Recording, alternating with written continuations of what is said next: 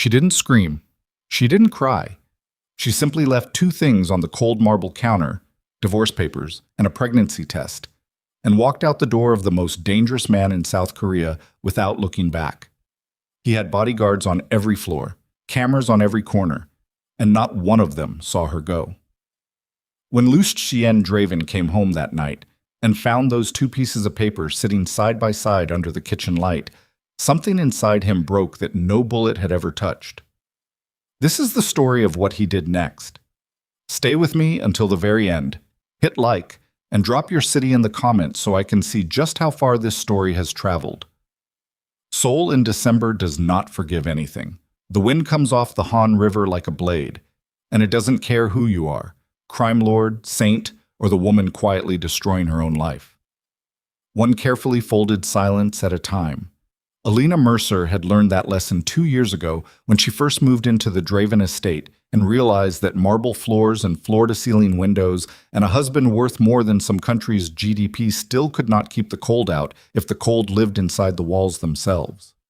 She stood in the master closet at 9:47 on Christmas Eve and pulled her third suitcase down from the shelf. Not the designer luggage Lucien had bought her in Milan, the old one, the scratched one with the broken zipper pull she'd fixed herself with a paperclip. The one she'd carried before any of this. She set it on the floor and stared at it for a long time. Her hands were steady. That was the thing she noticed. 2 months ago, the moment she'd read that test, 2 faint pink lines in the bathroom of a cafe 3 blocks from the estate because she hadn't trusted herself to do it at home. Her hands had shaken so badly she'd dropped the test twice. But tonight her hands were completely still. She wasn't sure whether that meant she'd finally found her courage or whether she'd simply run out of the energy required to be afraid. She packed methodically.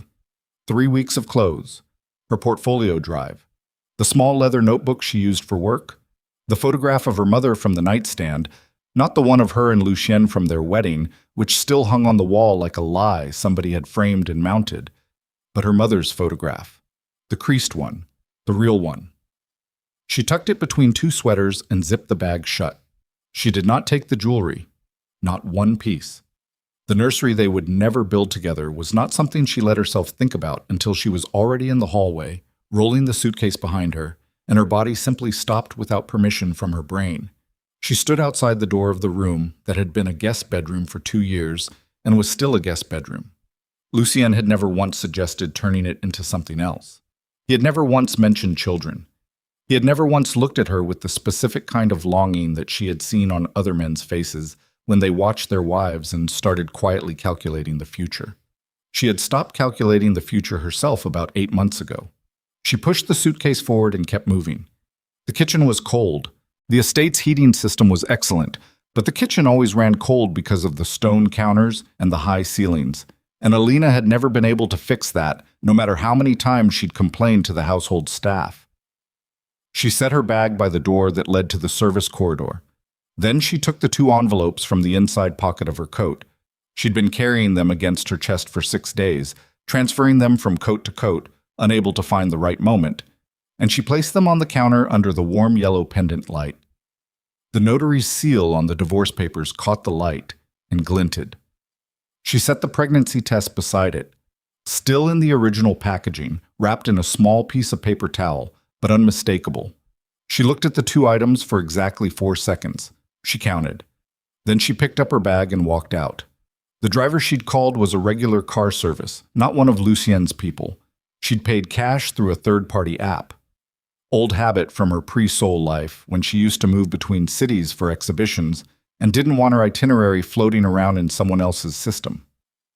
She'd forgotten how naturally caution came to her until living inside Lucien. Tien's world had made caution the air she breathed. Everything in that house operated on the assumption that information was a weapon. Alina had simply learned to apply that principle to her own departure. The driver didn't talk. She appreciated that. She watched Seoul slide past the window, the Christmas lights on Garosugil blurring into streaks of red and gold, the couples walking with their scarves pulled up over their chins, the street vendors still out at this hour selling hotchook and roasted chestnuts. She had loved this city once. She still loved it, maybe. That was the worst part of leaving a place. You didn't stop loving it.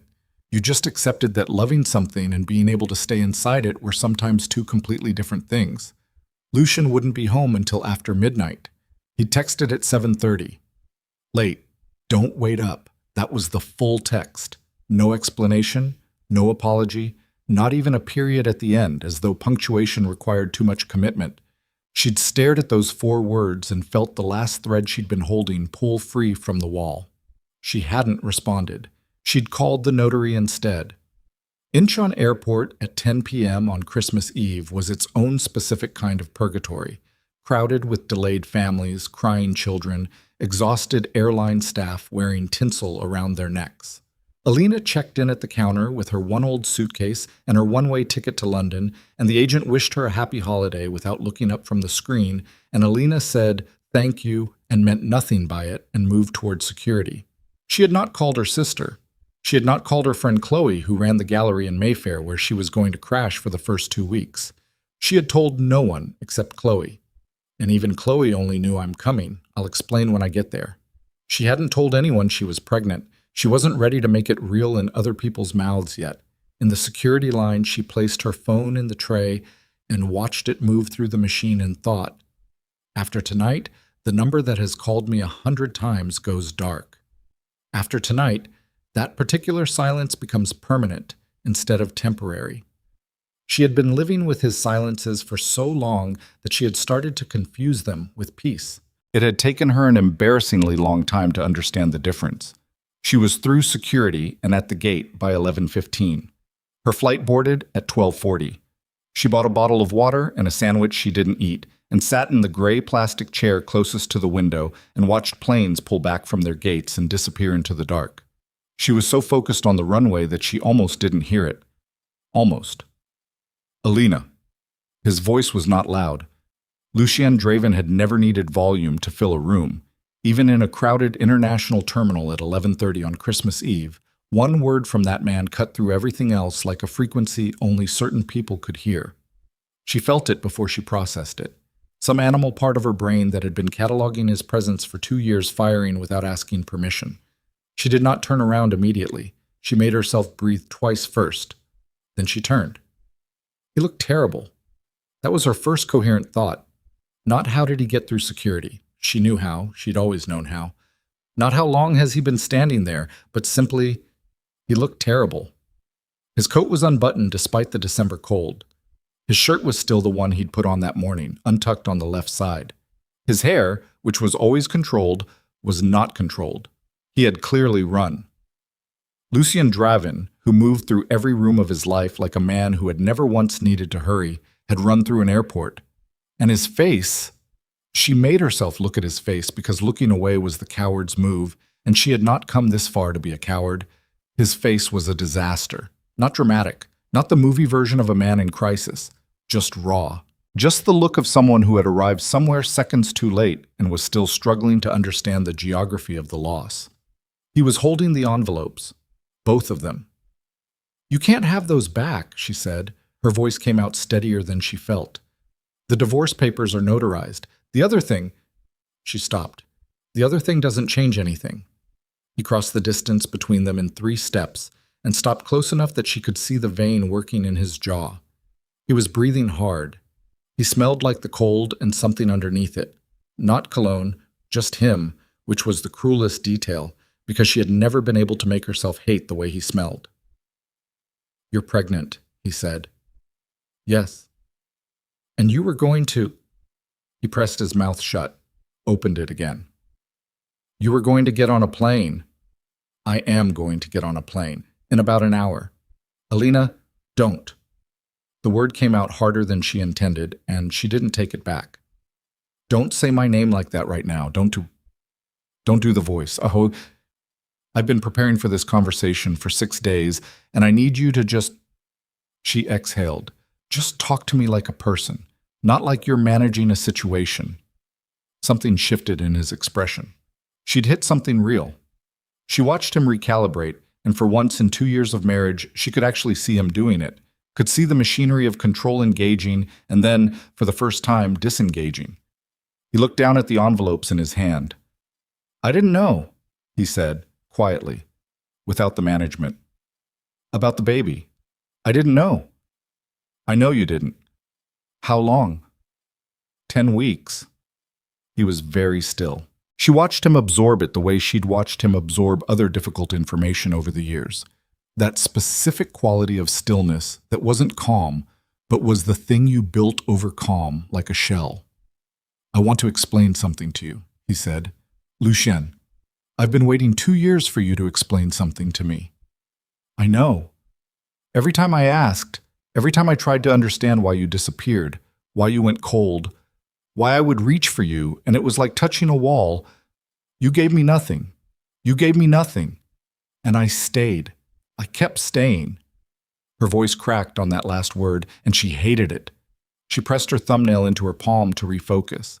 And then I found out about the baby, and I actually thought for about 48 hours that maybe this was the thing that would change it, that you'd finally...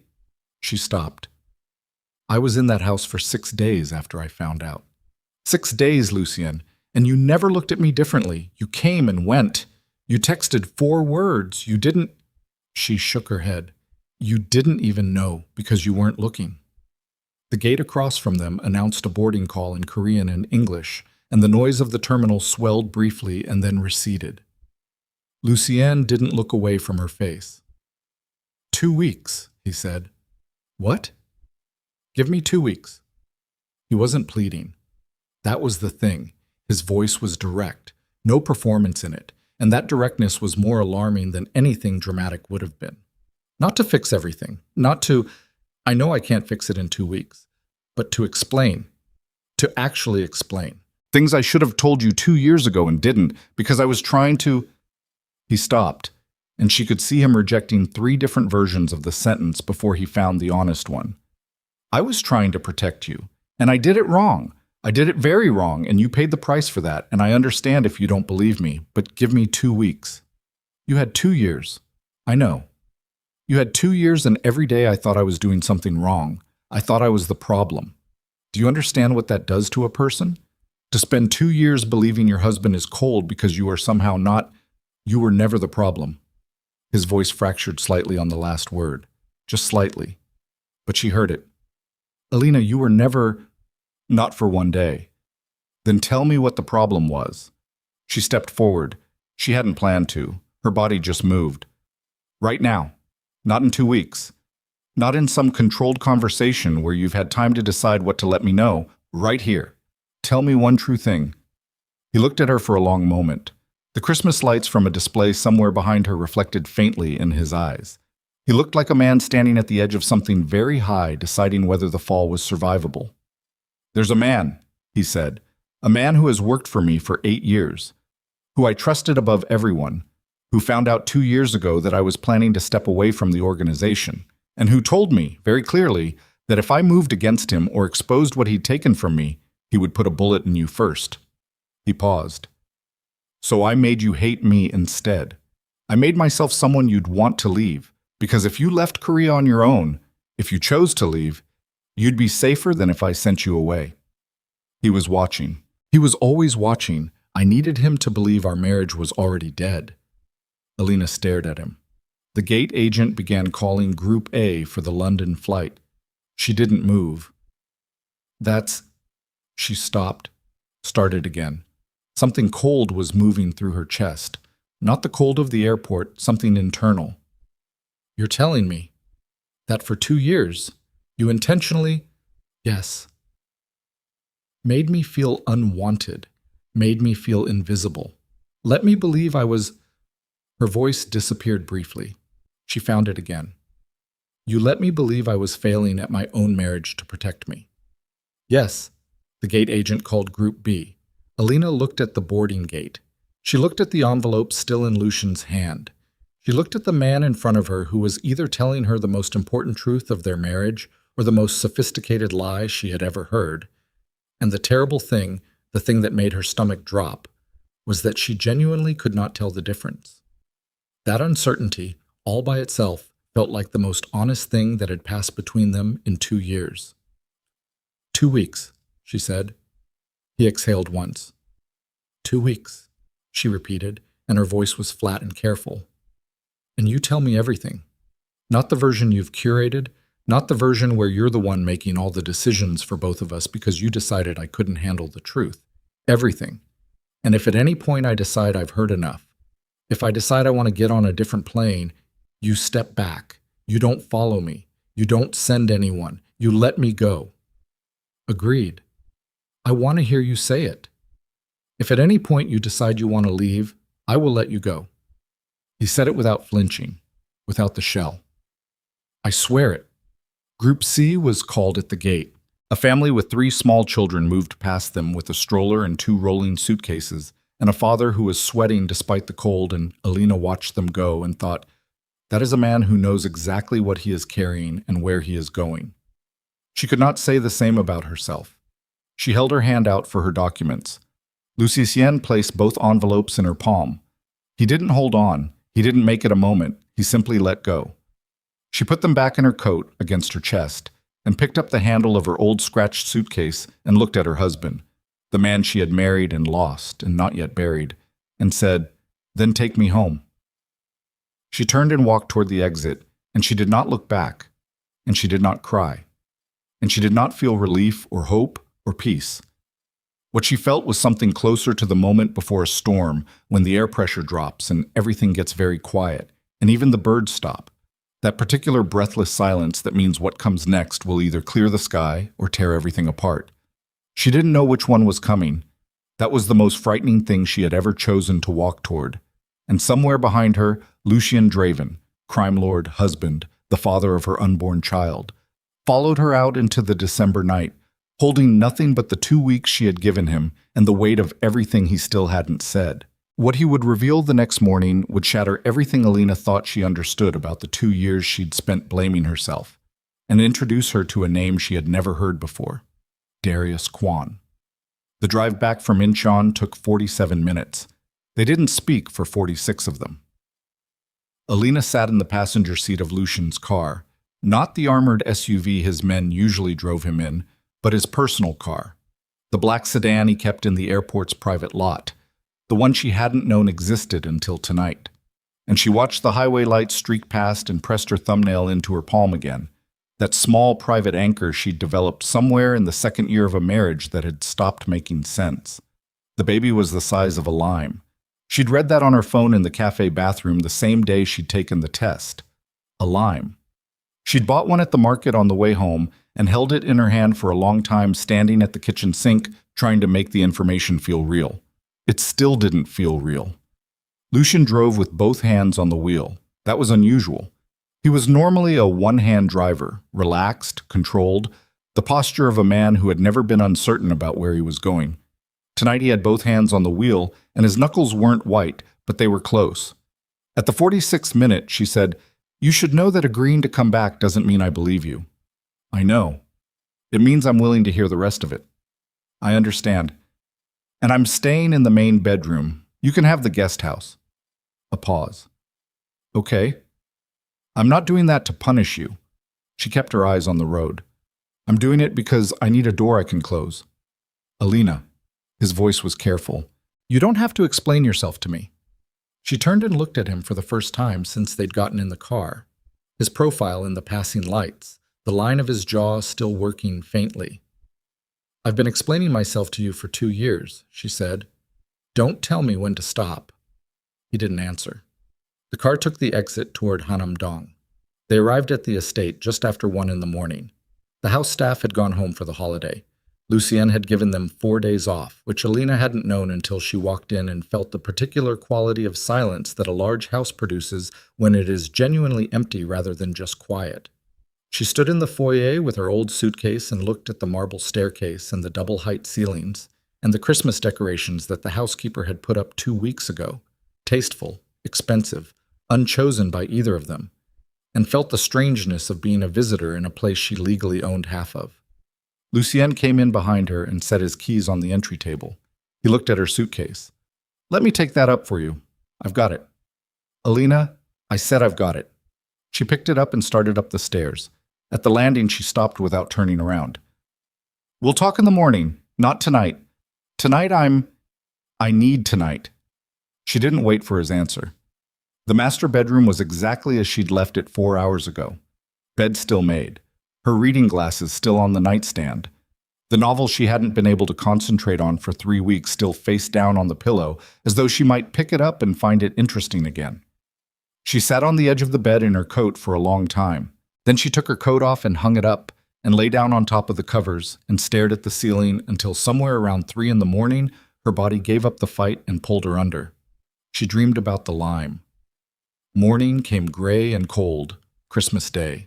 She showered, dressed in the warmest thing she owned, a cream-colored sweater she'd bought herself in a small shop near Gyeongbokgung 2 winters ago before the silences got too heavy, and went downstairs to make coffee because the staff was gone, and she had always preferred making her own coffee anyway.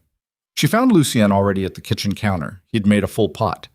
He was wearing yesterday's shirt with the sleeves rolled to the elbows, and he looked like he hadn't slept, and the 2 envelopes were on the counter between them, on the same spot where she'd left them 8 hours ago, as though neither of them had decided yet whether to move them. He poured her a mug without asking, set it in front of her. She sat down at the counter and wrapped both hands around it. "Talk," she said.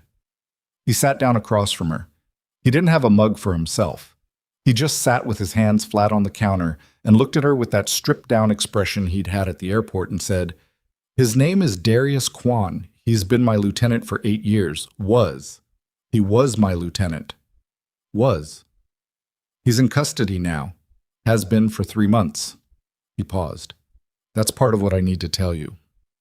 Start from the beginning, not the version where you decide what I need to know, the whole thing." He was quiet for a moment. Not gathering courage, she didn't think it was that. More like a man who has been carrying something for so long that he has to remember where to put it down and how to do it without dropping everything at once. 6 years ago, he said, Darius came to me with an expansion proposal. New networks in Southeast Asia, specifically through some port connections in Vietnam and the Philippines. I approved it. I gave him the resources and the authority to build it. And he did build it. He built it very well. His jaw tightened. He also built something else on the side. A separate operation parallel to ours, using our infrastructure and our contacts and our money. By the time I found out, he had siphoned approximately $40 million over 4 years. Alina looked at him over the top of her mug. 40 million. Yes. And you found out when? 2 years and 3 months ago. He met her eyes. 8 weeks after we got married. The number landed. She set the mug down. 8 weeks. Yes. We got married, and 8 weeks later you found out your most trusted person had been robbing you for 4 years. Yes. And instead of telling me that, instead of saying, Alina, something has happened, I'm dealing with a serious threat. I need you to understand why I'm going to be different for a while. You just went cold. It wasn't that simple. Make it simple. He pushed back from the counter and stood. Not to leave. She could see it wasn't that, but because sitting still had become impossible. He moved to the window that looked out over the rear garden, the frost on the grass catching what little gray light the December sky offered. When I confronted Darius, he said to the window, he didn't deny it. He just looked at me and said, you can't touch me, and if you try, your wife is the first call I make. Well, Lucien turned around. He had people outside this house. I didn't know about them until I had my own men do a sweep. 3 of his people, rotating, watching the front and the service entrance. He wasn't bluffing. He had the access and he had the motive, and I had a wife who had been living in this house for 8 weeks and had no idea what kind of world she'd married into. Alina was very still. So you decided, she said slowly, that the best way to protect me was to make me want to leave. If you chose to leave on your own, if our marriage appeared to be failing organically, there was no strategic value in targeting you. You'd just be an ex-wife. Darius needed leverage over me, not a liability. Came back to the counter but didn't sit. He stood with his hands braced on the edge and looked at her directly. If I'd sent you away, he would have known it was tactical. If you left because I was a terrible husband, you were just gone. Safe in the way that anonymous people are safe. So every cold night, Alina said. Her voice was very controlled. She was working hard on it. Every time I reached for you and you weren't there, every dinner where you said 4 words and looked at your phone, Every time I cried in that bathroom, she stopped. You were manufacturing that. Deliberately. Yes. The word fell between them like something dropped from a great height. I need you to understand, he said, that there was no version of it that didn't hurt me. Don't. Her voice came out sharp. Don't tell me it hurt you. Don't make this about your pain right now. I spent 2 years thinking I was invisible to you. I thought... She stopped again, pressed her fist briefly against her sternum. I thought you had stopped seeing me. I thought I had become furniture. I thought the man I married had simply decided that I was not worth the effort of basic human warmth and was too polite to say so directly. She looked up at him. Do you understand what that does? To be in the same room as someone you love and feel completely alone? Every single day? His expression went through something she didn't have a name for. Yes, he said quietly. Actually, yes. She understood what he meant. She didn't want to, but she did. He'd been in every room with her for 2 years and had been completely alone in a different way, holding a threat no one else could see, performing coldness he didn't feel, watching her pull away from him and knowing he was the one making it happen and being unable to stop. It didn't fix anything, but it shifted something. She stood and walked to the kitchen window. The garden was bare. The ornamental cherry tree near the back wall had dropped all its leaves. She stared at the empty branches for a while. You said Darius is in custody, she said. Yes. What does that mean exactly? A pause. This is the part, Lucien said carefully, that I also need to tell you. She turned around. 14 months ago, he said, I was approached by a government task force, organized crime division, working with an international coalition. They had been building a case against the syndicate for 3 years and they needed someone on the inside. He watched her face. I agreed to cooperate. Full cooperation. Testimony, documentation, access. In exchange for immunity from prosecution and full legal clearance once the operation concluded. The kitchen was very quiet. You've been working with the government, Alina said. For 14 months, yes.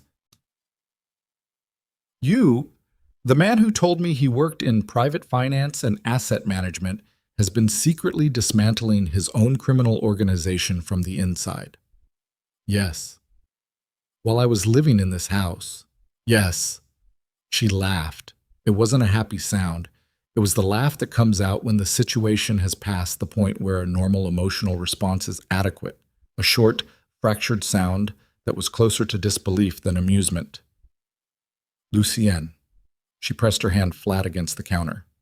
I am standing in a house where, for 2 years, you were protecting me from your blackmailing lieutenant, secretly cooperating with a government task force to dismantle a criminal empire, and simultaneously making me believe our marriage was failing because of something I had done. She looked at him. Is there anything else? Any other significant ongoing operation I should know about? He was quiet for 1 second too long. Lucienne. The operation isn't finished, he said. Darius is in custody. His network isn't. He came around the counter and stopped 6 feet from her, close enough that she could see the exhaustion he'd been holding back since the airport. The real exhaustion, the kind that lives in the skin, not just the eyes.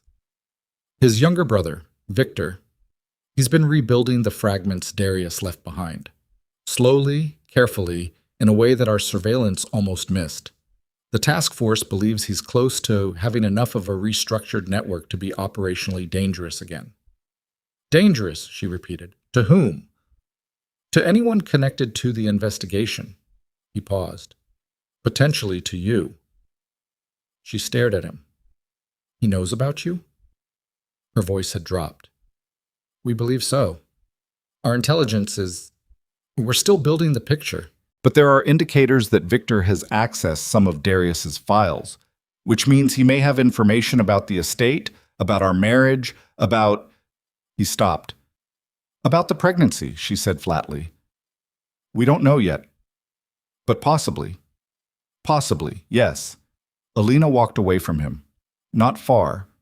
The kitchen wasn't large enough for far. Just to the other end of the counter, where she stood with her back to him and both hands on the cold stone surface and breathed. Once. Twice. She focused on the physical details, the cold of the counter, the smell of the coffee, the faint sound of wind against the window, the weight in her lower abdomen that she had been trying not to fixate on for 10 weeks. "So let me understand the situation I came back to," she said, without turning around. "There is a man, the brother of the man who spent 2 years using me as leverage against you, who may know that I'm pregnant, who may have access to information about where I live. And you have one more operation to complete before this is over." "Yes. And this operation, what does it require?" "One final meeting. Undercover. Wired. Enough recorded evidence to bring Victor's network down the same way we brought Darius's down." He paused. "The task force wants to move in the next 10 days, before Victor's operation gets large enough that containment becomes complicated." She turned around slowly. 10 days, she said. 10 days. "You need me to stay in this house, pregnant, while you go undercover into a meeting with a man who may already know I exist, to gather evidence against a criminal organization that you yourself built." She said it all in one flat sentence, without inflection, the way you say a thing when the only alternative is screaming. "And your actual ask, is for 2 weeks to prove our marriage is worth saving, 10 days of which will be spent preparing for an undercover operation that could get you killed." Lucian didn't flinch. "I'm not going to pretend the situation is anything other than what it is." "For once," she said. "No, that's unfair." She pushed her hair back from her face. "That's unfair. You were pretending for a reason. I understand that now. I don't forgive it yet, but I understand it." She crossed her arms. "What happens if the meeting goes wrong?" "It won't." "That's not an answer. The task force will have 12 agents at the location. I'll be wired and tracked from the moment I leave this house. There are extraction protocols." "What happens if the meeting goes wrong?" she said again. The same words, the same flat tone, the same immovable look she'd given him at the airport when she'd told him she wanted to hear him say it. He looked at her for a long moment. "Then you take everything in the secondary account. The details are in the blue folder in my desk, bottom left drawer. Your name is already on everything. And you go to London. You go to your friend's gallery. You have our daughter or our son, and you tell them their father was trying to do the right thing at the end, even if it took him too long to start." His voice had dropped completely. No management in it. No control. Just the stripped-down version she had seen for the first time at the airport and was still learning the shape of. That's what happens. The wind moved against the window again. Somewhere in the house, a radiator ticked. Alina stood very still and looked at her husband across the cold kitchen on Christmas morning and felt the full weight of what she had come back to. Not a fixed marriage, not a safe life, not even a clear story she could organize into sense yet. Just a man who had spent 2 years destroying the best thing in his life to try to save it, and who was now asking her to trust him through 10 more days that could end with a body or a beginning. "I need to see it," she said. He looked uncertain for the first time. "See what?" "The countryside house. The one you mentioned." She held his gaze. "You said you bought it months ago, before you knew about the baby. I want to see it." Something moved across his face. Not relief exactly, more like a man who has braced for an impact that lands softer than expected, and doesn't know yet whether to be grateful or more afraid. "I'll take you this week," he said, "whenever you want." "Tomorrow," she said. "We'll go tomorrow." She picked up her coffee mug and walked past him toward the hallway, and at the doorway she stopped and said, without turning around, "Lucien, the man, Victor Kwan, does he know what my face looks like?" A silence that lasted 1 beat too long. "We're not certain," Lucien said. Alina nodded once, very slowly. "Then we should find out," she said, "before your 10 days run out." She walked upstairs and he stood alone in the kitchen with the 2 envelopes still on the counter and the cold coffee and the bare winter garden and the knowledge that somewhere across the city, Victor Kwan was doing exactly the same thing he was doing, calculating how the next 10 days would end and who would be left standing when they did. The drive to the countryside took 2 hours and neither of them filled it with anything that didn't need to be said. Alina had slept badly again. Not the anxious sleeplessness of the weeks before she'd left, that particular brand of insomnia that came from lying next to a man who felt like a closed door, but something different, sharper. The sleeplessness of a person who has received too much information and whose brain refuses to file it properly keeps pulling folders back open and spreading everything across the floor at 3 in the morning. She'd given up at 5:30, made tea she didn't finish, and sat at the bedroom window watching the pre-dawn dark over Seoul thin out into gray. Lucien had knocked at 7. 2 quiet knocks. He didn't open the door. "Ready when you are," he'd said through the wood. That was it. No pressure in it. She'd noticed that he'd been doing that since they'd gotten back from the airport, calibrating his requests down to their smallest possible form, taking up the minimum amount of space, as though he understood that the architecture of trust had to be rebuilt from the foundation up, and that the foundation right now was simply, he said he would do a thing, and he did it, and he said he would not do a thing, and he didn't. It was a start. She didn't know yet if it was enough. The countryside house was in a valley south of the city, down a road that turned from highway to 2-lane to something barely wider than the car itself, before opening unexpectedly into a clearing that held a low stone house with a dark slate roof and a wooden porch that looked out over a field running down to a tree line. Beyond the trees, invisible but audible if you stood still enough, was a river. She could hear it when Lucien cut the engine, just the faint movement of water over stone. She got out without waiting and stood in the cold air and looked at the house. It was not large. That was the first thing.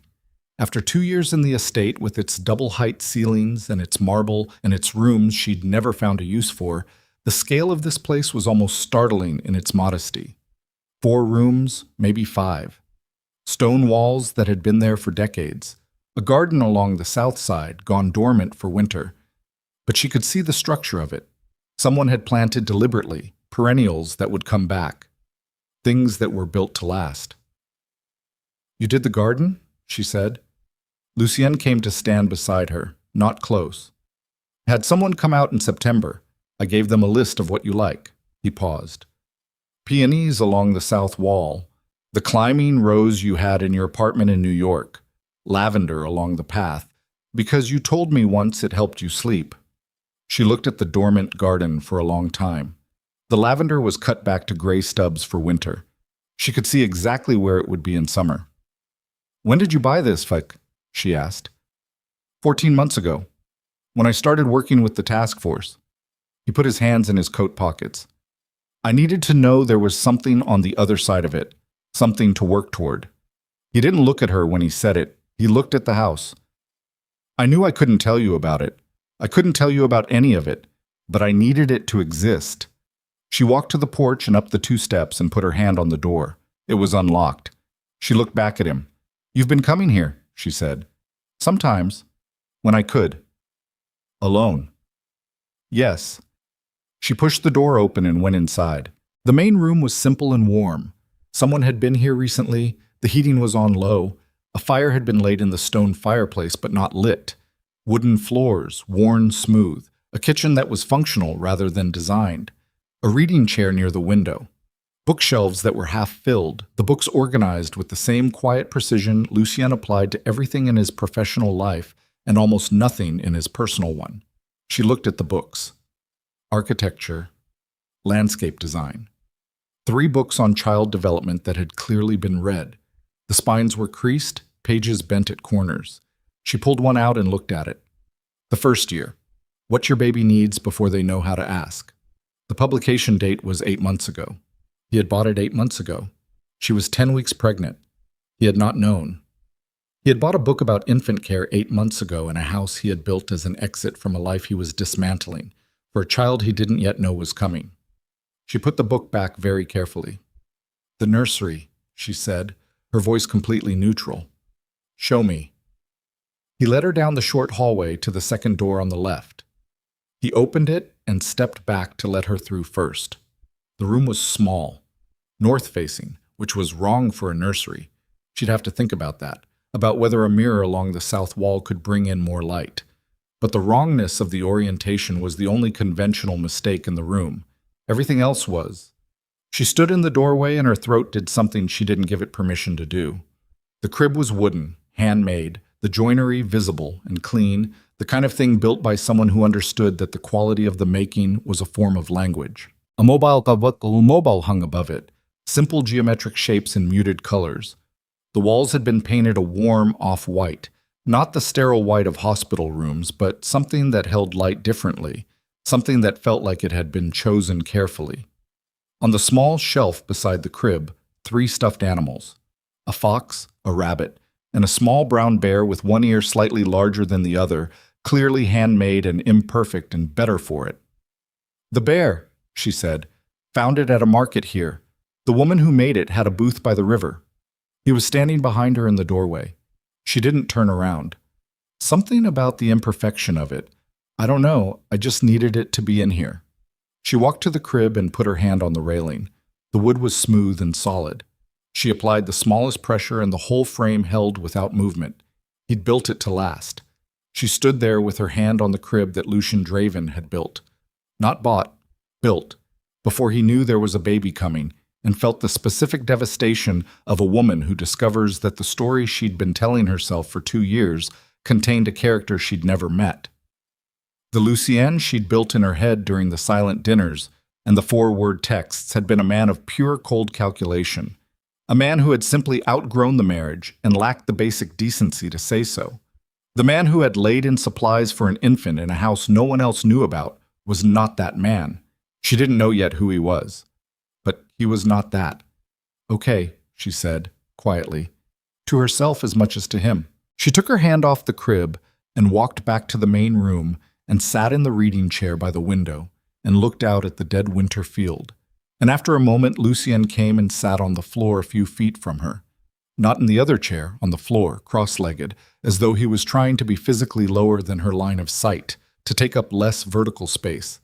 And they stayed like that in the quiet of the countryside house for a long time without speaking. It was Lucien who broke it, and the way he broke it told her something had changed. His phone had been on silent since they left Seoul. She'd noticed. The screen had lit up 4 times during the drive, and he hadn't looked at it once. Now it lit up on the floor beside him, and he glanced at it reflexively, and his expression shifted in a way that sent a cold wire through her chest before she'd consciously registered what she was seeing. He picked the phone up, read the message, set it face down on the floor with a specific deliberateness that was worse than any visible reaction. "What?" she said. "It can wait." "Lucien, what?" He picked the phone up and held it toward her. She leaned forward and read the message on the screen. It was from a contact labeled only with 2 letters. TF, Task Force. 3 sentences. "Victor made contact. Wants a meeting. He knows about the countryside property." The field outside the window had not changed. The bare trees at the tree line stood exactly as they had. The distant sound of the river continued. Everything outside was the same, and Alina felt the floor of the situation drop away beneath her as cleanly as if someone had pulled a pin. "He knows we're here," she said. "Not necessarily here right now, that this place exists." "How?" "I don't know yet." She stood up from the chair. "How, Lucien? This house is not in your name. You told me that. You said the task force set up. It's not in my name. It's not in yours." He stood too. 3 people knew about this property. Me, my handler at the task force, and he stopped. She watched his face change, watched something move through his eyes that she recognized from 2 years of reading A Man Who Almost Never Showed Anything, the specific internal expression of a person arriving at an answer they did not want to reach. "And who?" she said. "Jin Ho," he said, quietly, like a man saying the name of something that has just died. She didn't know the name. "Who is Jin Ho?" "My second, after Darius." He was moving now, pulling his coat back on, his jaw set. He was cleared by the task force. He's been part of the operation for 8 months. He's the only other person who knew the address of this property, and the only other person who could have... He stopped again. His hand paused on the zipper of his coat. He looked up at her. "He could have told Victor," she said. "Or Victor found him. Or..." His voice was very controlled now, the management back, but she could see it costing him something it hadn't cost before.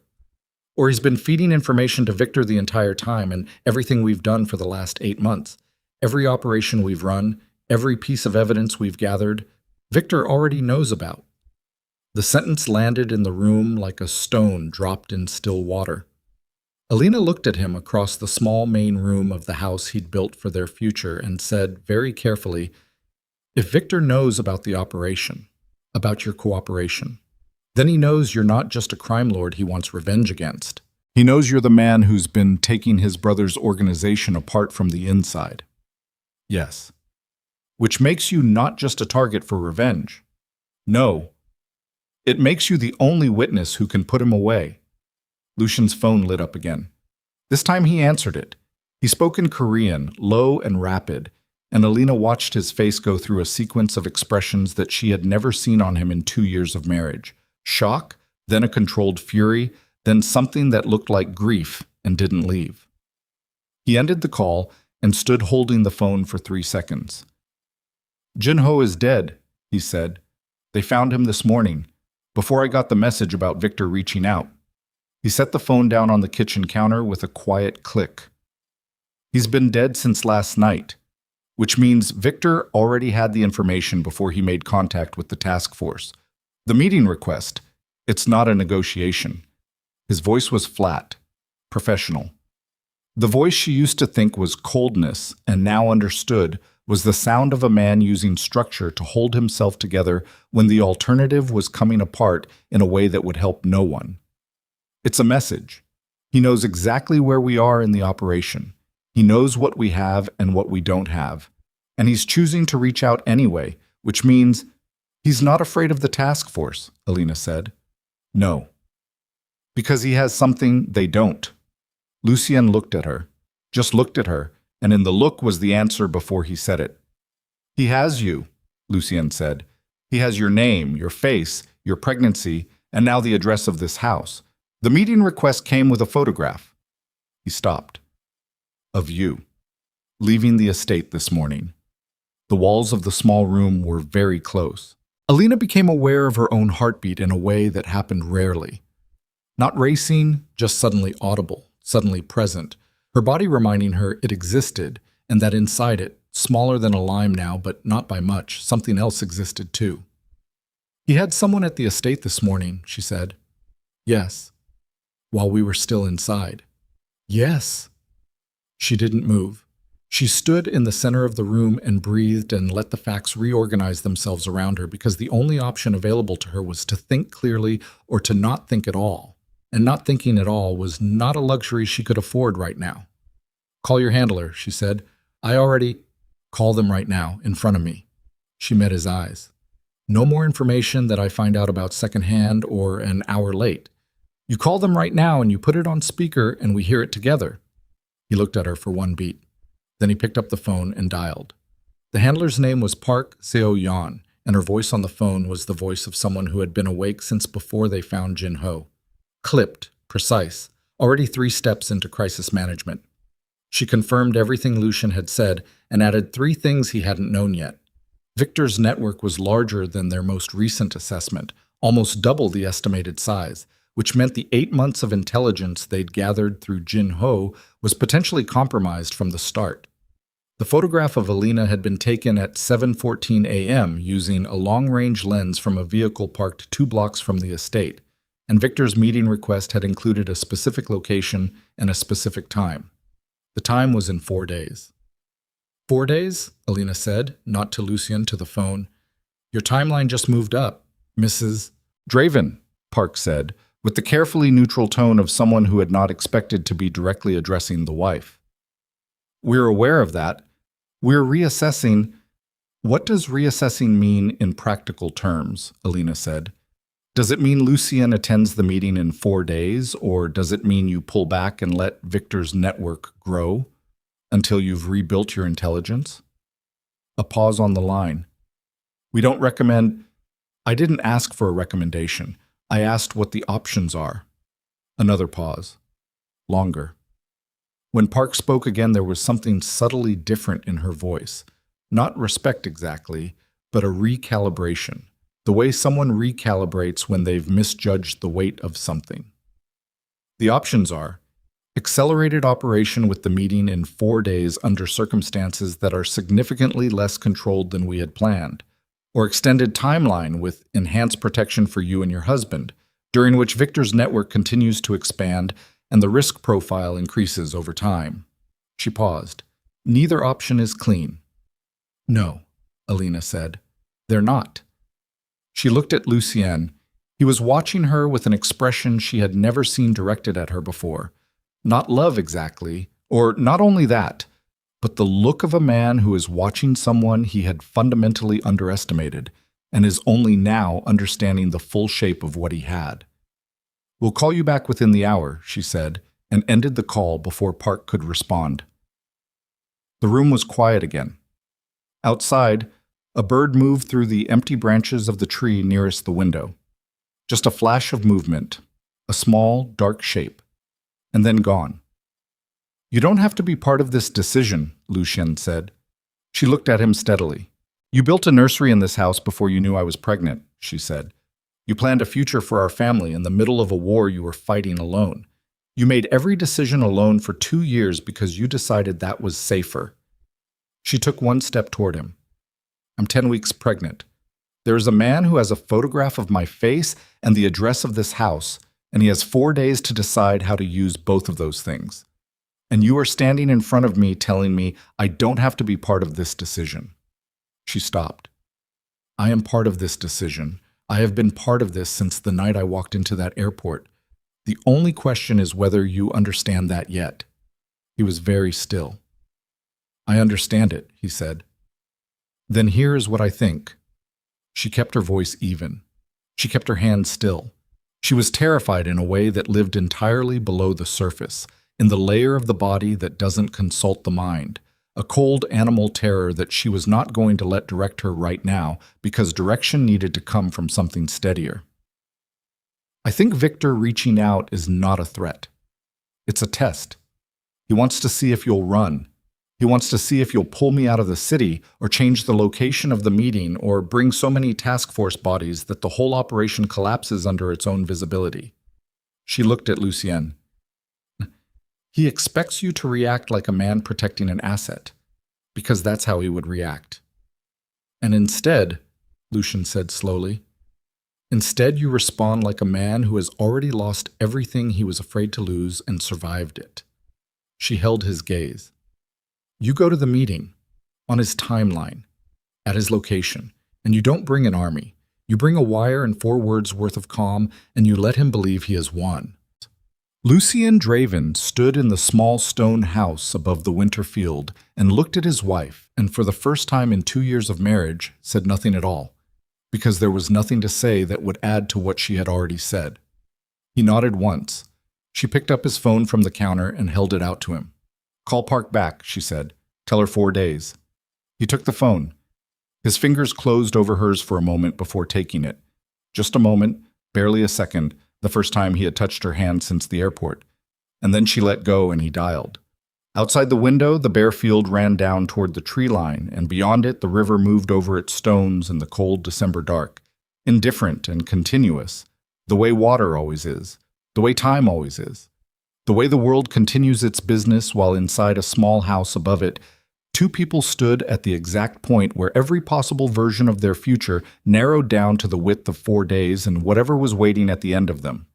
Alina stood at the window with her hand pressed flat against her lower abdomen and listened to Lucien's voice speaking into the phone behind her and thought, whatever I was when I walked out of this marriage 3 nights ago, I am not that anymore.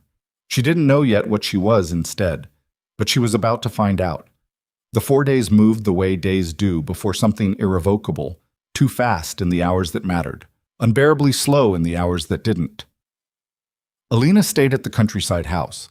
That had been Park Seo-yeon's recommendation, and for once it aligned with what Alina herself wanted, which was distance from the estate where someone had stood 2 blocks away with a long lens at 7:14 in the morning and watched her walk to a car. The countryside house was off the known grid. Victor had the address, yes, but knowing an address and having eyes on it were 2 different things, and the task force had people on the road in both directions within 6 hours of the call. Lucien drove back to Seoul the morning after. He had to. There were meetings with Park, operational briefings, the logistics of a wire that had to be tested and retested, the construction of a cover story for why he was agreeing to Victor's meeting at all, why Lucien Draven, who did not meet on other people's timelines, was walking into a location he hadn't chosen on a schedule he hadn't set. The cover story had to be credible. It had to be the kind of thing Victor would believe because it fit what Victor already thought he knew about Lucien's situation. A man whose operation had been compromised, whose wife had nearly left him, who was running out of moves and starting to show it. The cover story, in other words, had to be built from the wreckage of everything that was true. Alina spent the 4 days in the stone house above the winter field and did not fall apart.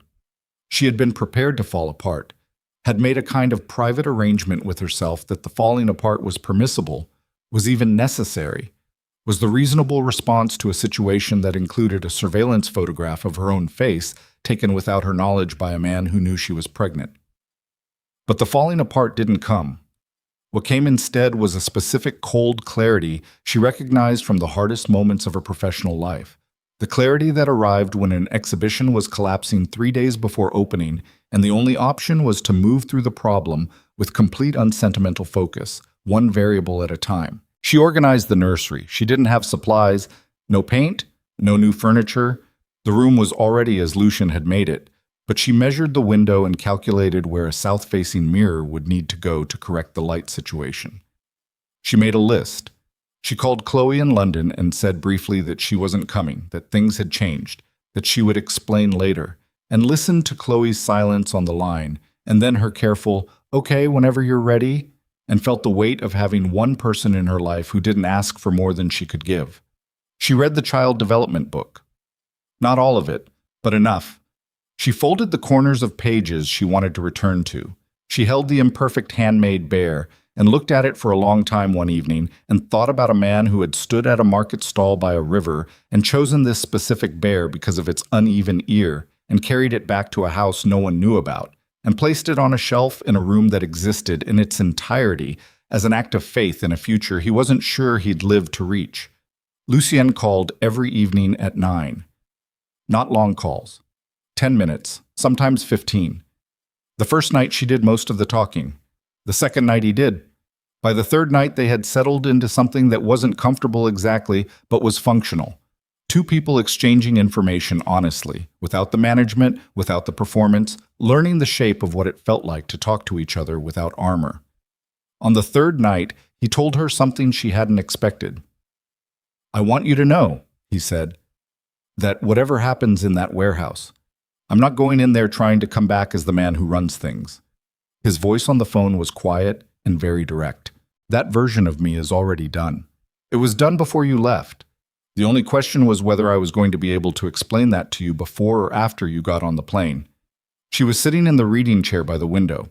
The field outside was black. "What version of you is going in there?" she said. A pause.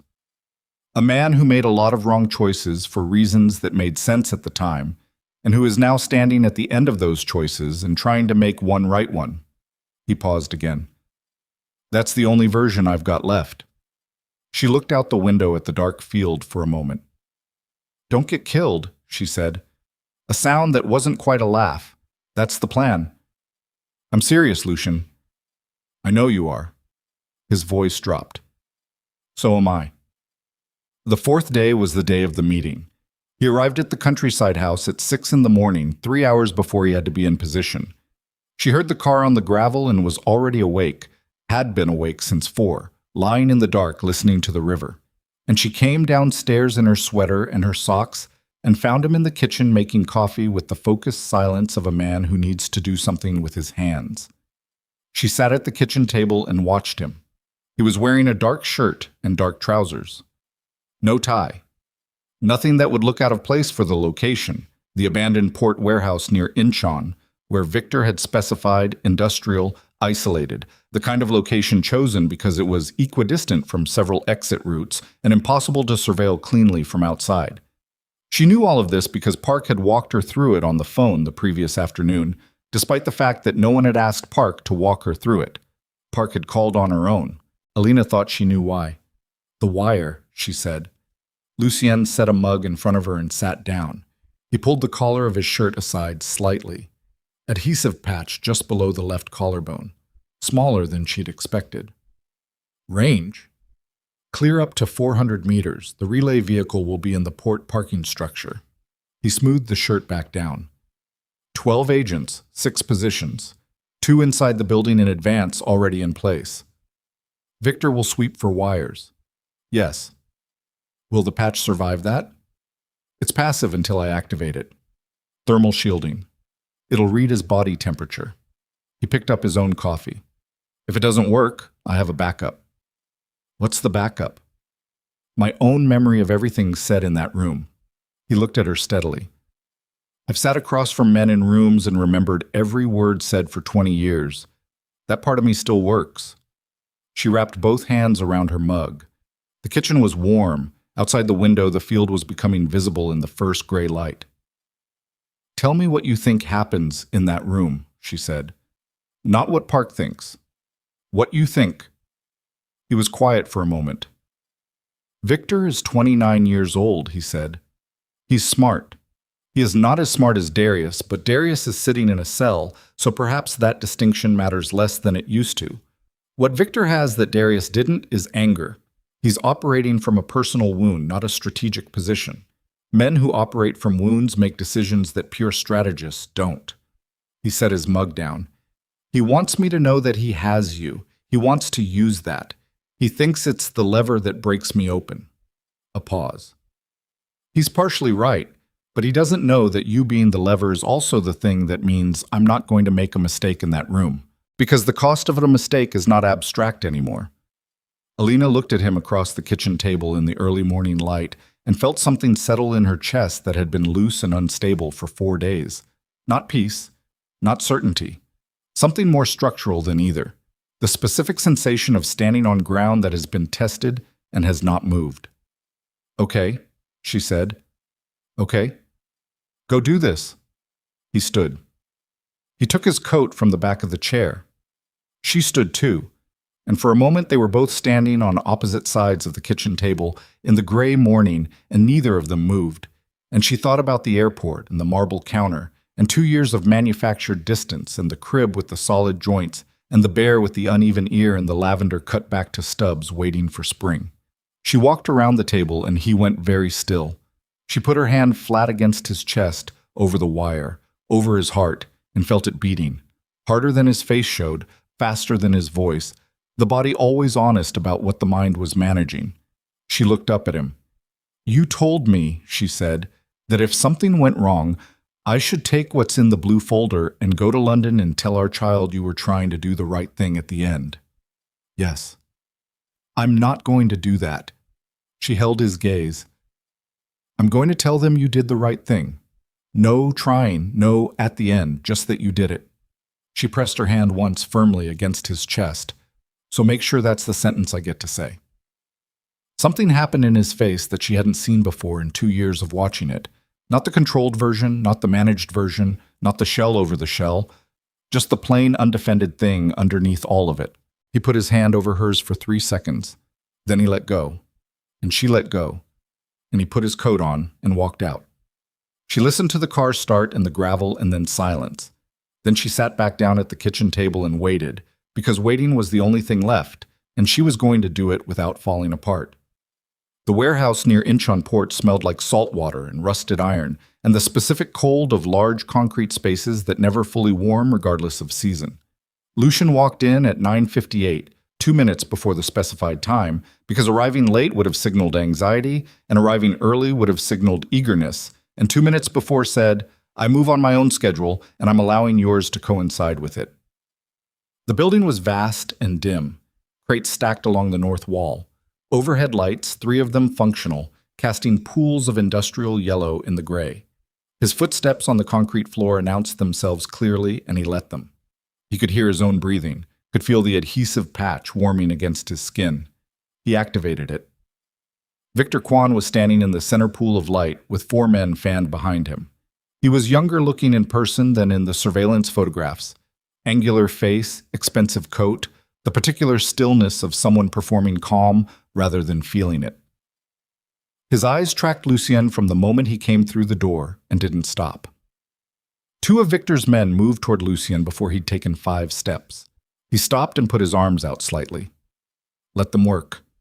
The first man was thorough, ran his hands down Lucien's arms, his sides, his legs.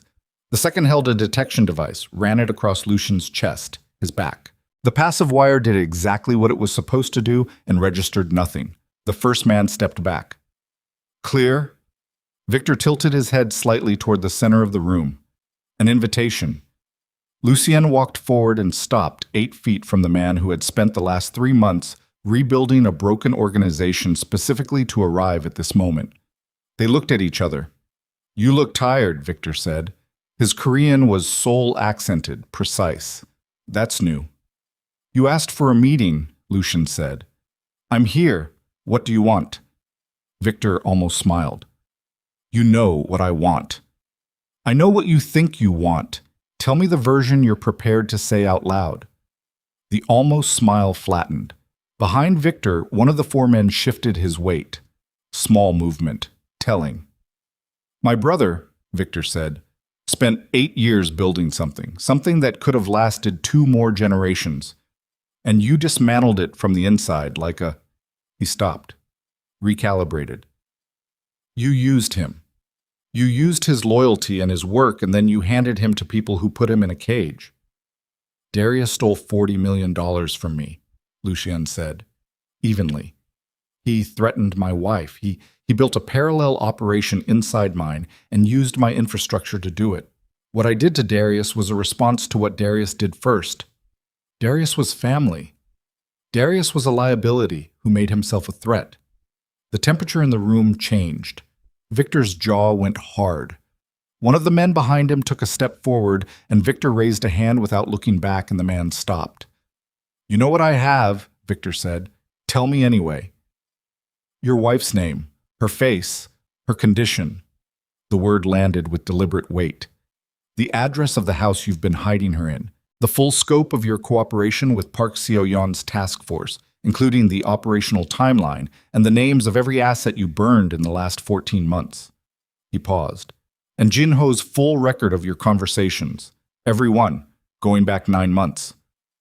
Lucien kept his face completely still. That's a significant collection. Yes. What's the ask?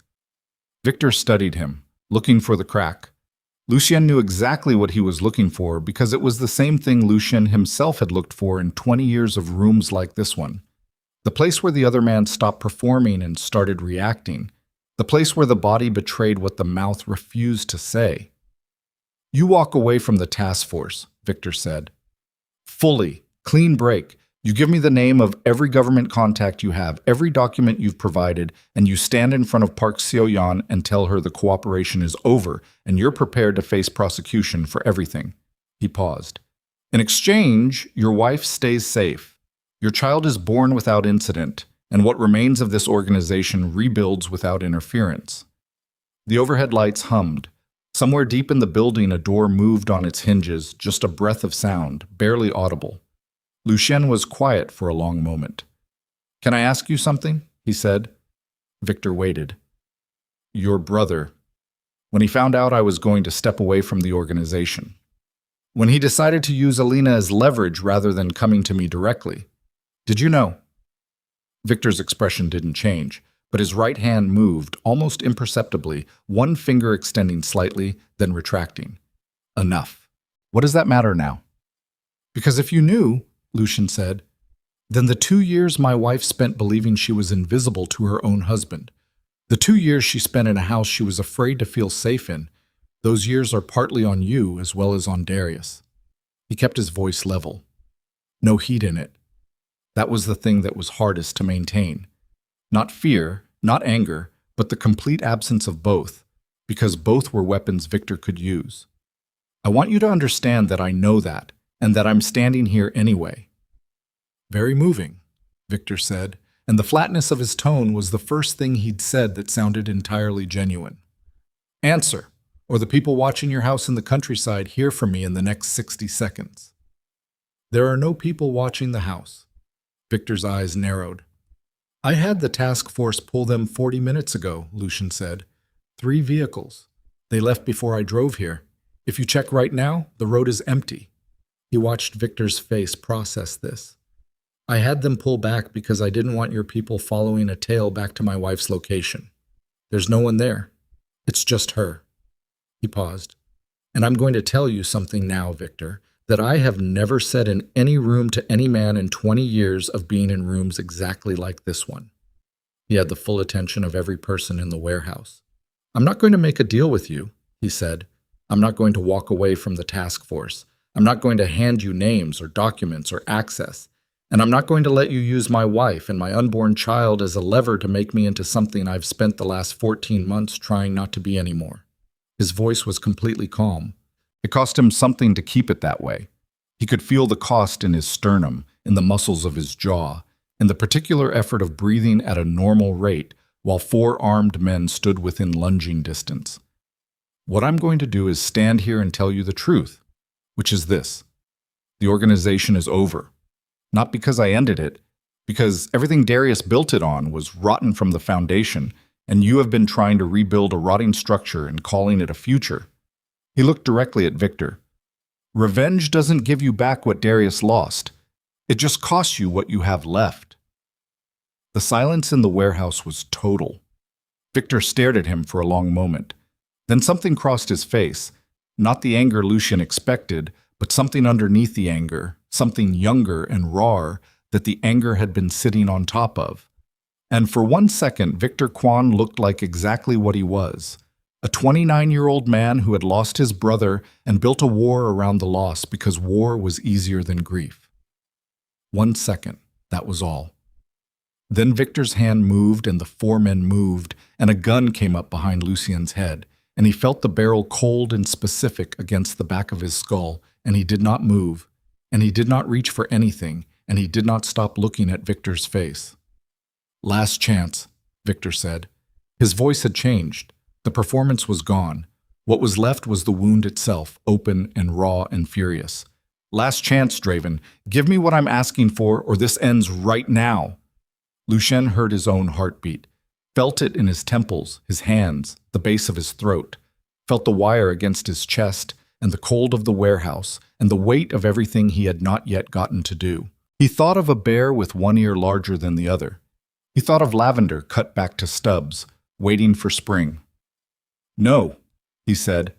The word was quiet, completely without drama. Just a man who had found the edge of himself and discovered that the edge was further out than he'd known. Victor's hand rose, and the doors of the warehouse came in from 3 directions simultaneously. The sound was enormous. Steel on concrete, shouted commands in Korean and English overlapping, the specific controlled chaos of 12 people who have been waiting in position for 40 minutes and are moving with absolute precision through a space they have memorized in advance. Lights swept across the warehouse floor. Victor spun. His 4 men reached for weapons and then stopped.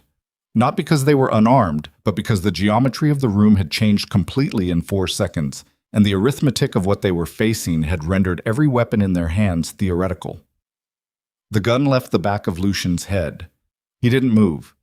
He stood in the center of the light and breathed, once, twice, the deep, slow breath of a man who has been holding something for a very long time and is only now, in this specific moment, beginning to put it down. Across the warehouse floor, Victor Kwan was against the wall with 2 agents on him, hands being secured behind his back, his expensive coat pushed up to his elbows, his face pressed to the concrete in a posture that stripped away everything he'd built in 3 months, down to its bare fact. A young man at the end of the road, his grief had built for him, with nothing left at the end of it but the wall. Park Seo-yeon came through the south entrance at a controlled walk. She was smaller than her voice on the phone, which Lucien had always found vaguely surprising in the people whose voices he'd come to know before their faces. She stopped beside him and looked at the scene in the warehouse and then looked at him. "The wire worked," she said. "Yes. We have everything." "Good." She was quiet for a moment, watching her agents work. "You pulled the surveillance off the countryside property," she said. "Not an accusation, an observation." "Yes. That wasn't in the plan." "No." He looked at her. "But it needed to be true when I said it. He would have known if it wasn't." He paused. "She's fine. I had two of my own people on the road who aren't connected to the task force. Park looked at him for a moment with the expression of someone recalibrating a risk assessment in real time. Then she nodded once. Your cooperation is formally complete as of this moment, she said. Full immunity is in effect. The documentation will be filed by end of business today. She paused. It's done, Mr. Draven. Lucian stood in the warehouse near Incheon Port with the salt smell and the yellow lights and the sound of 12 agents processing the end of something that had taken years to build and 14 months to dismantle, and felt the specific unfamiliar weight of a man who no longer has an enemy, no longer has an empire, no longer has a secret, and is standing at the far edge of everything he used to be with nothing in front of him but the open ground of whoever he was going to become. He took his phone out and dialed. She picked up on the second ring. It's done, he said. On the other end of the line, in a stone house above a winter field, he heard her exhale. Just that. Just a single long exhale. The sound of a woman releasing something she had been holding in her body for 4 days. And in that sound was everything that 2 years of silence had never been able to contain, and everything that the next part of their life had not yet learned to say. Come home, she said. He was already walking toward the door. He drove back from Incheon alone. Park had offered a car, an escort, the standard post-operation protocol for a cooperating witness whose immunity had just been formally activated. Lucien had declined all of it. He needed the drive. He needed the 2 hours of highway between the warehouse and the valley road to do whatever they were going to do to him before he arrived at a place where he had to be present for another person. The adrenaline left his body somewhere around the first hour, and what replaced it was not relief. He had expected relief. What arrived instead was something quieter and stranger, a species of exhaustion so complete it had passed through the physical and become something else, something that lived in the bones and behind the eyes and in the specific muscles of the jaw that had been held tight for 2 years and were only now, mile by mile on a dark highway, beginning to let go. He kept both hands on the wheel. He did not play music. He let the dark move past him, and he breathed, and he thought about nothing that wasn't the road directly in front of him, because that was all he was capable of, and he knew it. He stopped once, at a rest area outside Suwon, got out of the car and stood in the cold with his hands on the roof and his head down and breathed the winter air until his chest stopped feeling like something was compressing it from the inside. A truck pulled in beside him, and the driver got out and glanced at him and looked away, which was the correct response to a man standing beside a car in the dark, looking like he had just walked out of something he hadn't fully walked out of yet. He got back in the car and kept driving. The valley road was completely black at 2 a.m, no streetlights past the junction. He knew the turns by memory. He'd driven this road enough times in the past 14 months that his hands made the corrections without instruction. The gravel announced him. The kitchen light was on. He sat in the car for a moment after he cut the engine, looked at the lit window, thought about the specific mercy of a lit window, the thing it means when someone has left a light on, the declaration inside that small act of maintenance, the way it says, I knew you were coming back and I kept something warm for you. He got out of the car. She opened the door before he reached the porch steps. She was wearing the cream sweater and her socks and her hair was down and she had clearly not slept, but she had not been crying either.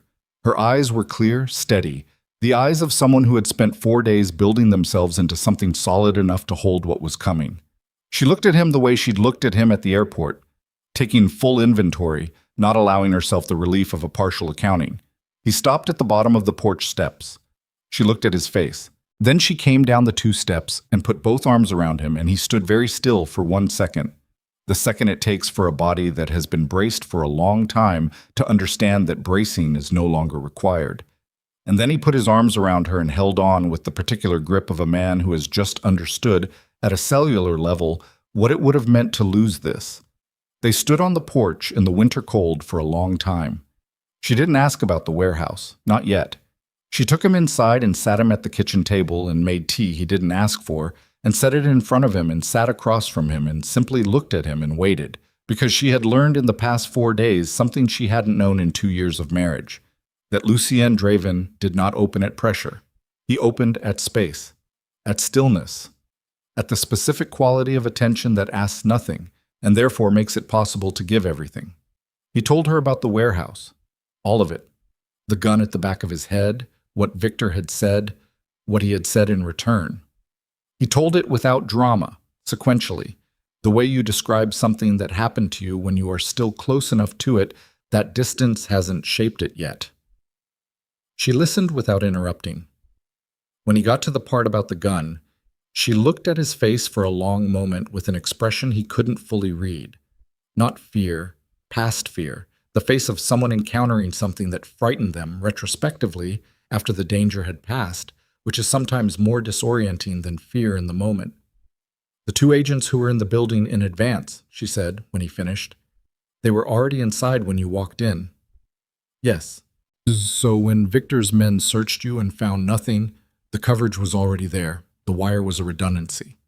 He wrapped both hands around the mug. If the wire had failed, we still had audio from 2 positions inside the building. But you didn't know that standing there with a gun at your head. He looked at her. No. She was quiet for a moment. You just stood there. Yes. You didn't try to move or... There was nowhere to move to, and moving would have been wrong. He set the mug down. The only thing I had in that room was the truth. If I moved, I became a physical problem, and the situation becomes about force. If I stayed still and kept talking, I was still... I don't know how to say this without it sounding like something it isn't. I was still a person, not an obstacle, and Victor needed to remember that for the seconds it took. She looked at him across the kitchen table. The seconds it took for what? For him to hesitate. Just that. One hesitation. That's all the task force needed. She absorbed this. Her thumb moved slowly around the edge of her own mug. And he did. He hesitated. Yes. Because of what you said to him. Lucian was quiet for a moment. Outside the window, the field was invisible in the dark. He could hear the river, faintly. I said what was true, he said. I don't know if it was the right thing strategically. Park will probably tell me it was reckless. But standing in that room with that particular man, a man who had built an entire war around losing his brother, I couldn't perform at him. The only thing I had left to offer was the actual truth. He paused. That Darius made choices that led to where he is. That Victor was going to make the same choices if he kept going. That the organization was gone. That there was nothing to avenge because the thing he wanted back didn't exist and never had, in the form he remembered it. Alina looked at him for a long time. You were talking to yourself, she said. Not an accusation, a recognition. He met her eyes. Maybe, he said. Some of it. She reached across the table and put her hand over his. Not the way she'd pressed her hand to his chest that morning. This was different, quieter. The gesture of 2 people who have come through something together and arrived at the kitchen table on the other side of it and are still, improbably, sitting across from each other. It's over, she said. Yes. The immunity is filed by end of business today, Park confirmed before I left. He turned his hand over so her hand was in his palm. Every legal condition, everything they asked for, it's done. She nodded. She didn't say anything for a moment. Then, what does that actually mean for the businesses? The legitimate operations have been clean for 16 months. I have a legal team that has been structuring the transition since I started cooperating. There's a holding company, 3 subsidiaries, import logistics, a small construction firm, and the art consultancy I set up 18 months ago. He paused. I was going to tell you about the art consultancy eventually. I thought you might want to. You set up an art consultancy. I knew you were going to leave Seoul eventually, he said quietly. Either because I succeeded at making you leave, or because you chose to. I wanted to make sure that wherever you went I had people keeping track of things in your field. Exhibitions, collections, estate sales. I kept a file. She stared at him. There's a file, she said. A substantial one. A file of art world information that you compiled for a career I'd have after I left you. Yes. The look on her face passed through several things in quick succession. She pressed her free hand briefly over her eyes. Lucienne, she said from behind her hand, I know. That is the most... She stopped, dropped her hand. looked at him with an expression that was not quite exasperation and not quite overwhelmed and not quite something softer, but contained elements of all three. I don't know whether to be furious or— Both is fine, he said. Both is probably accurate. Something shifted in her face and she laughed. A short, genuine sound, surprised out of her, the first real laugh he'd heard from her in longer than he could clearly remember. It lasted only a moment and then it was gone, but it had been there, and he held on to that. They stayed at the kitchen table until almost 4 in the morning, not always talking, sometimes just sitting with the tea going cold and the house quiet around them, and the river audible if neither of them spoke. They talked about the legitimacy timeline, how long before the holding company was fully restructured, what the legal team estimated for full clearance, what it would mean in practical terms for their lives. They talked about the countryside house, whether it would be permanent or whether they'd want to keep a sole base, and Alina said she thought she could work from anywhere with good internet and a decent studio space, and he said there was a room at the back of the house that got good light in the afternoon, and she said she'd seen it, and she knew. They talked about the baby. That conversation started slowly and became something else. They had never, she realized, actually talked about the baby as a real incoming person. She'd been managing the information since October, and he'd only known for 4 days, and those 4 days had contained rather a lot of other things.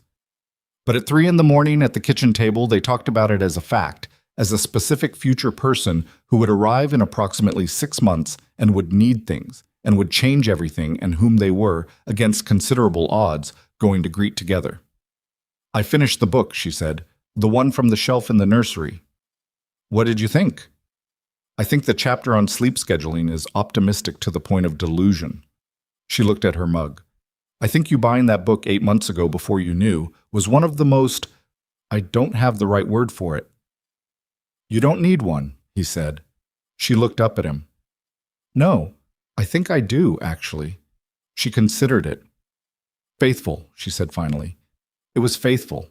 Not to me specifically, to the idea of something being possible that you had no concrete evidence was going to happen. She held his gaze. That's the version of you I didn't know existed. That's the one I needed to meet. He was quiet. Outside the window, the dark had begun to thin, barely, the first imperceptible suggestion of a sky that was considering the possibility of dawn. He's always been there, he said.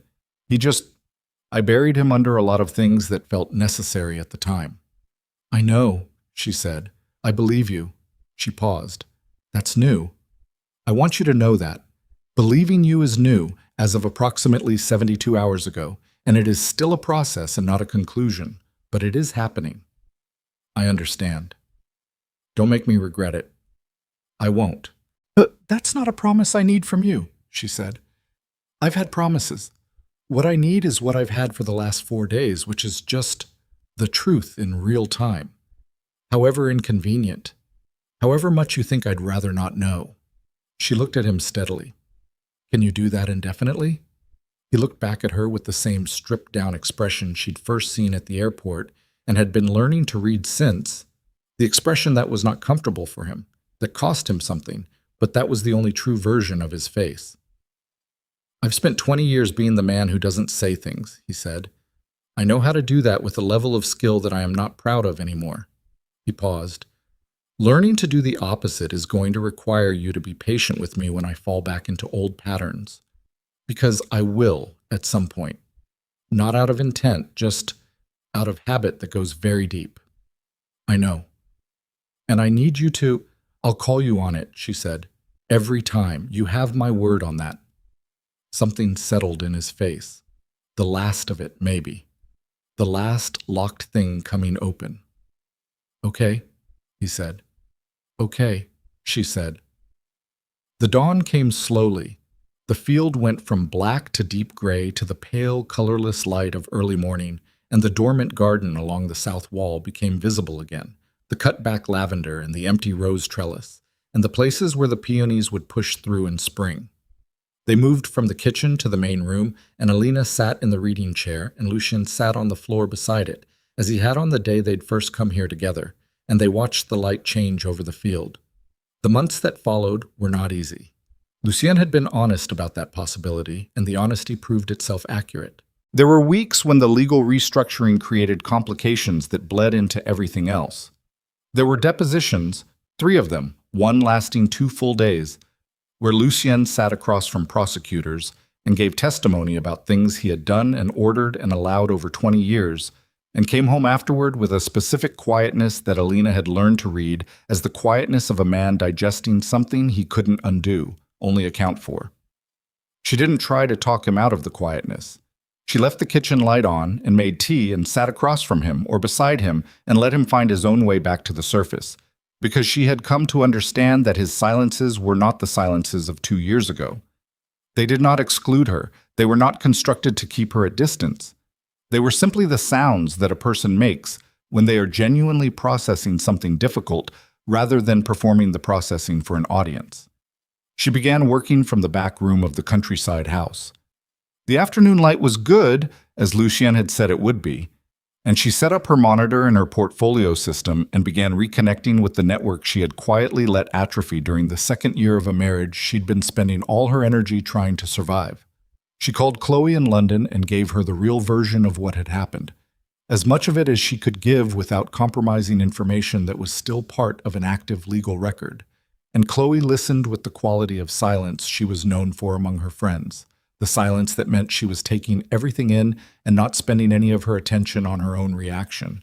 And at the end of it said, "You sound different." And Alina had said, "I am different." And Chloe had said, "Good. Come see me in spring with your husband and your enormous stomach." And they had both laughed. And for the first time in a long time, the laughter hadn't felt like a performance. Lucien restructured the businesses. He was methodical about it, more methodical than the lawyers expected, which they told him with a note of surprise that he did not comment on.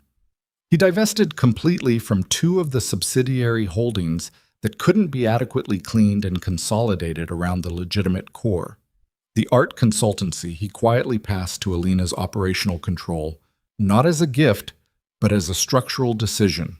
She was better at it, she knew the field, she had relationships he didn't, and his name on the ownership documents needed to become less visible for a period of time that his legal team assessed at somewhere between 18 and 30 months.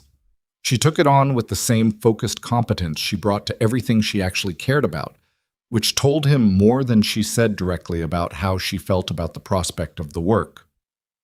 They built their routines in the valleys slowly, the way you build anything that has to last, not by deciding what it should look like in advance, but by accumulating small consistent choices until the structure revealed itself.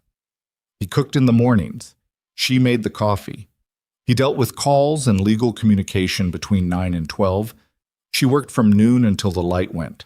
They walked along the river path in the late afternoons when the weather permitted, which in the Korean winter it did not always permit, but the bad weather version became its own thing. Coats pulled up to their ears, walking faster than was comfortable, arriving back at the house with cold hands and the particular physical warmth of 2 people who have been in the same cold together. She was 6 months along when she asked him about the vows. It was an evening in late April. The peonies along the south wall had come in, heavy and blousy, and the specific pink that she had told him once was her favorite color, and that he had quietly relayed to a stranger at a garden center in September. They were sitting on the porch with the spring evening moving across the field, and she said, without preamble, "I want to do it again." He looked at her. "The vows," she said. "Not the first ones. We wrote those in 3 days, and I barely remember what they said, and half of what they promised was based on a version of each other we'd known for 8 months. She looked at the peonies. "I want to write new ones. That mean what we actually know now." She glanced at him. "Not a big thing. Just us. Maybe a few people. The lake down the road in December." He was quiet for a moment. "December," he said. "Anniversary of the night I left." She held his gaze. "I want to replace that date with something else. Something that's ours in a different way." He looked at her for a long moment in the spring evening light, and she saw the thing move through his face that she had only started being able to read in the last few months. Not the shell, not the management, but the underneath of it, the place where things actually landed and registered. "Yes," he said. Whatever you want it to look like. Simple, she said. A few sentences each. The lake. Chloe, maybe your old friend Sung Jin if you want someone to witness. Simple, he agreed. He reached over and put his hand over hers on the armrest of the porch chair, the unhurried gesture of a man who no longer has any reason to be careful about being seen reaching. The baby came in July. She came fast and loud and with complete disregard for the birth plan Alina had written and revised 3 times, arriving 4 hours after labor began in the bedroom of the stone house, rather than the hospital they had planned, because there was no time, because apparently this daughter had her father's impatience and her mother's determination and had decided that the plan was secondary to the objective. Lucien drove with both hands on the wheel and all the speed the valley road would allow, and Alina sat in the passenger seat doing the breathing she had learned from a video online in February and telling him in a completely controlled voice that if he hit one more rut in the road, she was going to have opinions about it. They made it to the hospital with 20 minutes to spare. Their daughter was born at 3:47 a.m. She weighed 3.2 kilograms. She had a quantity of dark hair that the nurse expressed professional admiration for and a set of lungs that she deployed immediately and with full commitment. The doctor placed her on Alina's chest, and Alina looked down at her face, red and furious and perfect, and felt the whole architecture of the last year reorganize itself around this single new fact. This small, loud person who had been a lime in a market bag, and then a set of folded pages in a notebook, and then a weight and a movement, and now this, now a face, now a person who would need things and become things and change everything. Lucien was standing beside the bed. She looked up at him. His face was completely undone. That was the only description she had for it. Not crying, though his eyes were bright with it. Just undone. The last locked room of him, open. 20 years of carefully constructed containment, gone in the face of 3.2 kilograms of newborn daughter who was screaming at the indignity of being outside the world she'd known. He put one finger against the baby's hand. The hand closed around it. Reflex. Pure animal reflex, the oldest thing a newborn knows how to do. Lucien made a sound she had never heard from him. Low, involuntary. The sound a person makes when something gets past every defense they have ever built. She watched him and felt 2 things simultaneously. The profound, specific exhaustion of a woman who has just given birth, and a love so recalibrated by everything that had happened that it barely resembled the thing she'd brought into the marriage 3 years ago, which was a bright, uncomplicated thing, lovely and unearned. What she felt now was the other kind, the kind that has been tested and has failed some of the tests and passed others and is still standing at the end of it, not because it is unconditional, but because it has seen the specific conditions and chosen to continue anyway. They named her Seo-ah. It meant, among other possible meanings, in the gentle way that names in any language carry multiple possibilities, to rise, to move forward, to ascend from where you were. They had not planned the name in advance. Lucien had said it quietly the morning after she was born, standing in the hospital room with the baby asleep on his chest, and Alina had looked at him and said, "Yes, that one." December came again. The lake down the road from the countryside house sat in a valley within the valley, surrounded on 3 sides by bare winter trees and open on the 4th to the pale gray sky. Alina stood at the edge of it in a coat that no longer fit the way it had in spring, because Seoa was 5 months old and some things don't fully return to what they were before. And she had made her peace with that in the way she'd made her peace with many things, not by pretending the before didn't exist, but by becoming more interested in the after. Chloe stood to her left in a coat that was aggressively insufficient for a Korean December, and was suffering through it with the stoic good grace of a woman who had flown from London for this and was not going to complain. Sungjin stood to Lucien's right, a compact, quiet man in his 50s who had known Lucien since before any of this, and who had sat with the knowledge of what Lucien was doing for 14 months and said nothing to anyone, which Alina had come to understand was the deepest form of loyalty available in a world where loyalty was usually transactional. Park Seo-yeon was there too. Alina had invited her. It had surprised Lucien when she'd said it. She'd seen the surprise move through his face, there and gone. And she'd said, she kept her word. Everything she told us she'd do, she did. That deserves to be in the room. Lucian had nodded slowly and not argued, which was itself a form of the new language they'd been learning. Seo was with Chloe's arms because Chloe had commandeered her approximately 40 seconds after arriving and had not fully surrendered her since. They stood at the lake's edge in the December cold and said words to each other that they had written themselves, slowly and with considerable revision, over the preceding weeks. No ceremony, no formal structure. Just two people with their feet on frozen ground and their breath visible in the winter air, saying the true things in the order they needed to be said. Alina went first. I don't forgive you for the 2 years, she said. Lucian held very still. I want to be accurate about this. I understand them now, and understanding them has changed everything about how I see what happened. But forgiveness isn't the same as understanding, and I want to be honest about where I actually am rather than where it would be tidy for me to be. She held his gaze. She had practiced these words many times, and they still cost her something to say, which she had decided meant they were the right ones. What I can tell you is this. I choose to be here. I choose it today as a concrete present tense decision, not as a feeling, not as a conclusion, but as a choice I am making with full knowledge of what it costs and what it requires. She paused. And I choose you, the actual version, the one who built a nursery alone and bought a book about babies and had conversations with government agents while sleeping in a guest house to respect my space, not the version I thought I married, which was a simpler person than you are, and not the version I thought I was leaving, which was colder than you are. The complicated real version. She stopped. I choose that, today and as many days as I can make that choice honestly. Lucian's jaw was working. He waited until she was done. Then he was quiet for a moment, looking at her face with the full undone quality she'd first seen in a hospital room holding a screaming baby at 3:47 in the morning. When he spoke, his voice was low and steady and cost him everything he had. I spent 2 years lying to you for reasons I told myself were protection, he said, and they were partly, but they were also easier. It's easier to build a wall than to stand in the open. I knew how to be protected. I had been protected for 20 years. I did not know how to be open with another person, and so when the threat came, I used it as an excuse to be what I already knew how to be. He paused. I am not going to promise you I am cured of that. I'm going to promise you that I know it now, that I see it when it starts, that I will tell you when I feel myself reaching for the wall, because you deserve to know when that is happening, even when, especially when, I am doing it. He looked at her.